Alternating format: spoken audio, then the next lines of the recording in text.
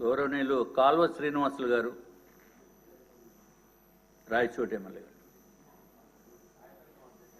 Sorry, క్షమించండి, రాయదుర్గం. ధన్యవాదాలు అధ్యక్ష.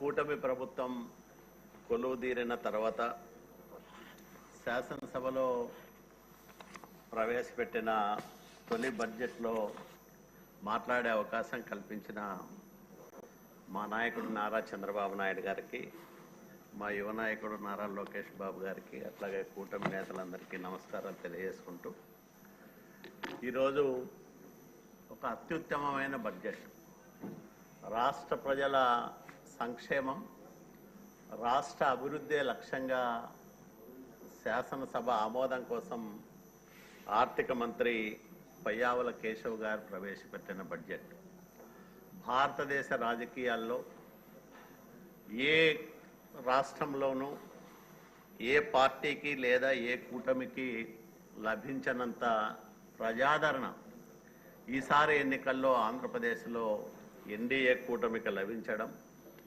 93% స్ట్రైక్ రేట్తో ప్రభుత్వాన్ని ఏర్పాటు చేసే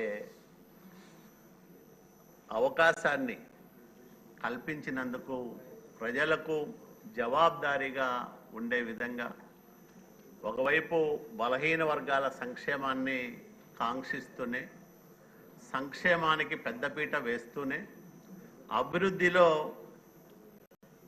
ఎక్కడా తక్కువ కాకుండా ఈ బడ్జెట్ కేటాయింపులు ఉండడం అనేది, ఆ సమతుల్యత మనం ఈ బడ్జెట్ కేటాయింపుల్లో స్పష్టంగా గమనించవచ్చు అధ్యక్ష.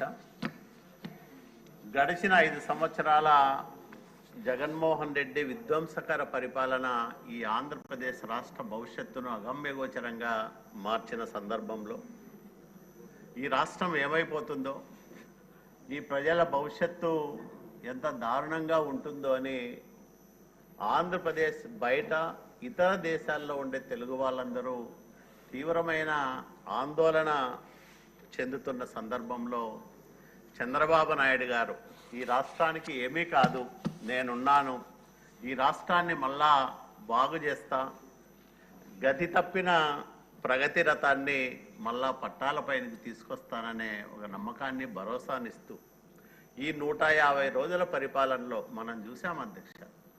ఒక నాయకుడిని నమ్మి ఈరోజు దిగ్గజ సంస్థలు వేల కోట్ల రూపాయల పెట్టుబడులు పెట్టడానికి ఆంధ్రప్రదేశ్ రాష్ట్రానికి వస్తూ ఉన్నాయంటే, ఒక నాయకుడికి ప్రపంచవ్యాప్తంగా ఉన్న పేరు ప్రఖ్యాతులు, ఆ నాయకుడి సుదీర్ఘ పాలనా అనుభవం, పరిపాలనా దక్షత, ఇవన్నీ ఈ రాష్ట్రానికి గొప్ప వరంగా పరిణమించాయి. కాబట్టే ఈ రాష్ట్రంలో ఇంత పెద్ద ఎత్తున పెట్టుబడులు రావడానికి దోహదమైంది. మరి అలాంటి మంచి రోజులు మళ్ళీ ఆంధ్రప్రదేశ్ రాష్ట్రానికి వచ్చినందుకు ఈ రాష్ట్ర పౌరుడిగా నేను ఆనందపడతా ఉన్నా, గర్వపడతా ఉన్నా. ఒక మంచి నాయకుడి